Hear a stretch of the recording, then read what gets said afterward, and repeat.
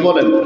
আল্লাহ রাব্বুল আলামিন সূরা বাকারার ভিতরে স্পষ্ট জানিয়ে দিয়েছেন, ফাইল্লাম তাফআলু ফাযানু ফাইল্লাম তাফআলু ফাযানু বিহারবিন মিনাল্লাহি ওয়া রাসূলিহি وإن تبتم فلكم رؤوس أموالكم لا تظلمون ولا تظلمون فإن لم تفعلوا فأذنوا بحرب من الله ورسوله আল্লাহ রাব্বুল আলামিন বলে, শোনো, তোমরা যারা সুদের সাথে সম্পৃক্ত আছো, তোমরা যদি সুদকে বর্জন না করো, তোমরা যদি সুদকে প্রত্যাখ্যান না করো, তাহলে আমি আল্লাহ এবং আমি আল্লাহর রাসূলের পক্ষ থেকে যুদ্ধের ঘোষণা শুনে না।